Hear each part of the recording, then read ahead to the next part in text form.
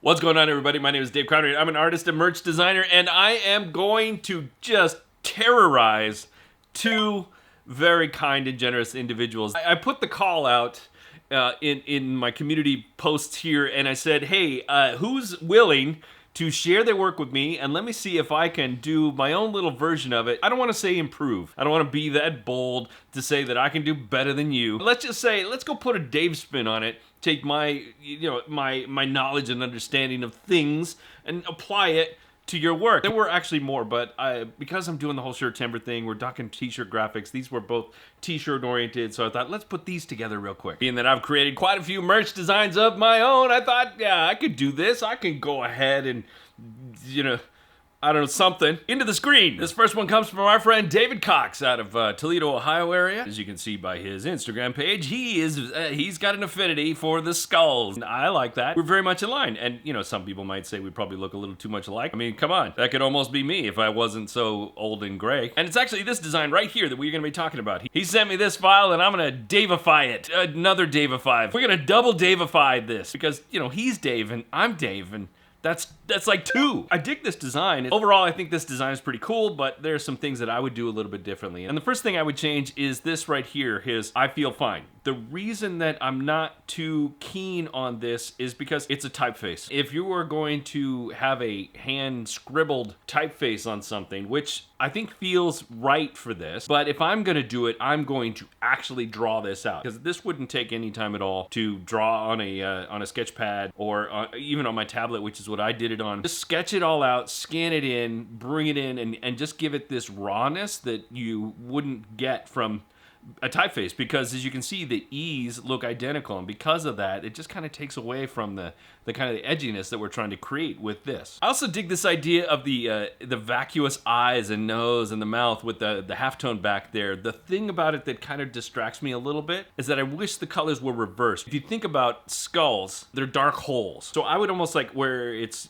yellow to be black and where it's black to be yellow. So complete reverse of what's happening here. And because it has this texture back there, that veiny texture, what I feel like is it needs more texture on top of itself. I believe Dave probably created this in a vector program, whether that was Affinity Designer or Adobe Illustrator, but I feel like it needs a texture to it, especially if this is going to go on a t-shirt, just to carry through this idea of this grungy, gritty kind of look. In one man's opinion, but this is my version. Let's look at the typeface. You can see that even though it still looks relatively the same of what we were looking at before, this is all hand done. I took my tablet pen, I drew on my tablet. Oh, by the way, sidebar, if you've been paying attention the last few weeks and I said I've been having trouble with Affinity Photo, I think this is actually the culprit. There's gonna be more on that later, but I'm waiting to hear back from Affinity about it. One of the things I didn't like about this particular typeface is those loop-de-loop eyes. It's very childish, it's kind of grade school, and I wasn't really feeling that, so instead I put these X's. I almost thought about flipping that end back to the way it should be, because if you look at this one, it was like that. It was reversed out, but I decided to leave it because this is Dave's design, not mine. Well, I guess it's Dave's design even with being mine. You know what I'm talking about. Now, I couldn't just reverse out his halftone, so I had to create my own, but I created my own halftone, and you can see what I was talking about, black being the dominant color as opposed to yellow. It just looks more like eyeballs in a skull. These are kind of illuminated. If he was going for the kind of the Halloween pumpkin style, then hey, that's his choice or whatever, but this is just my thought on it, that I would prefer it to be dark, and that way it just kind of, accentuates the idea that this is a skull. And then finally, you can see I added quite a bit of texture to this. Basically just added a mask on top of the whole design and created this. It's probably a little bit intense. What I did was I brought in an image that kind of had a similar pattern to it. It was just a little bit too tough on this side. And I probably, if I was really digging in deep, I would probably go back in and touch all this up. Oh, one thing I meant to do is, you can see right here, I meant to cover this up completely because it was kind of a pass-through for Dave's design. In fact, I'll zoom in there so you can see it. And I thought it was kind of arbitrary and really didn't need to be there. So really it should have just been white. I didn't do it, but that's what I wanted to do. And if I put this on a background like this bright green, because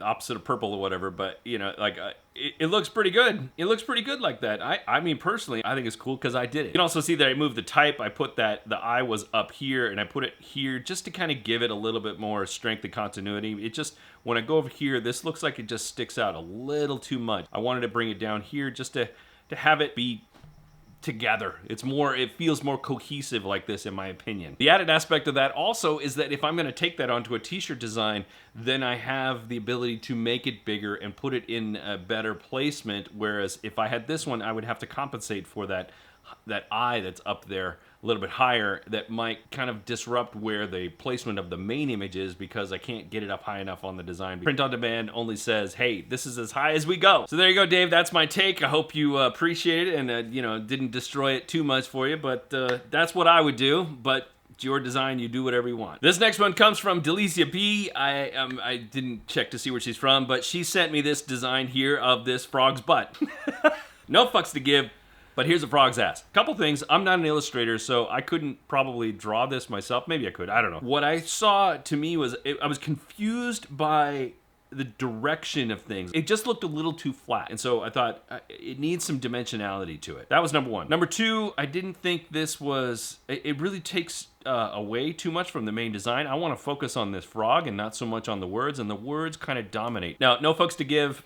I'm okay with that phrase. Putting a strawberry there, I wasn't really sure what the motivation was there because what's the association of strawberries to frogs? I personally don't know, but maybe she has a particular reason for it. And this mushroom down here was incongruous to me as well because it's just a mushroom on this space of the frog. She's trying to imply that the frog has a mushroom tattoo, obviously, but it really is incongruous. In fact, if I was going to do anything, I'd put another strawberry there. That's not what I did, but that's what you could do. The phrase itself, no fucks to give, but here's a frog's ass. It seems like two independent thoughts. They don't work together. From an art director standpoint, let's rethink this and see how we can improve upon it so that it communicates, reads, and presents itself to the person who might be potentially wanting to buy the shirt. Again, one man's opinion, but this is my version. Now, I didn't have that typeface that she used, so I retyped it, and I typed in no fucks to give, and I reduced the size of that strawberry, or at least in relationship to the words. I took away those black lines because I didn't feel like they needed to be there. Instead of having that big phrase about here's a frog's ass, I just put frog butt. For no other reason than it's just like, hey, here's this arbitrary frog butt. And that makes it kind of like, wait, what? I could be wrong about this, but I feel like it's just kind of gives this kind of like,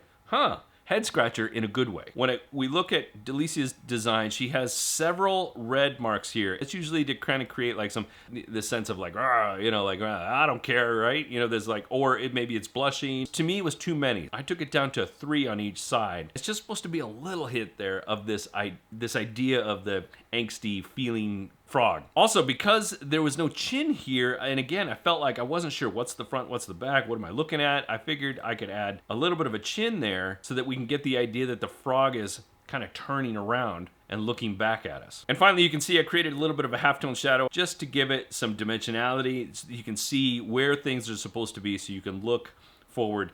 And now with the association of frog butt, it's like, oh, that's the frog butt. I don't have to think too hard about it. Also, one thing, Delicia, I noticed that some of your lines have some weird connections here, like right here and right here. I don't believe I had anything to do with those, but if those are yours, you may want to look at how your lines are connected. I think there was another one over here. It may or may not come through in the actual design, but I would go through and touch that up if you can. This one here was me. That's my line here, and that's the end of her line right there. I couldn't get it exact. That's why that one looks a little weird. And I did extend that because I wanted to create more of that chin. Do frogs have chins? They have jaw. I extended that jawline so we could better understand that that's the jaw, that's the chin, that's the butt. And I took away that mushroom tattoo because I didn't think it was helping the design at all. I think it just looks better without it. That's basically it. I have a couple other designs that I could have shared today, but they were more logo oriented, so I'm thinking about doing another one later on that's just logos are not necessarily my thing, but I believe that there are a couple that could have been tweaked a little bit to made a little bit better. We'll do that another time because right now I've got too much other work to do. I'm supposed to still be designing a t-shirt for Shirtember for today. In fact, if you haven't been keeping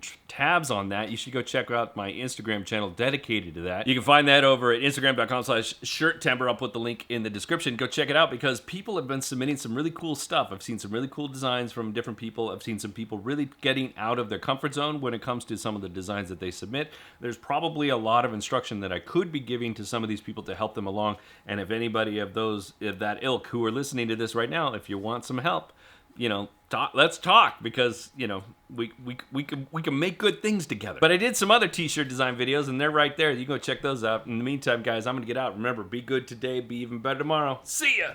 Those, you, and them, like this.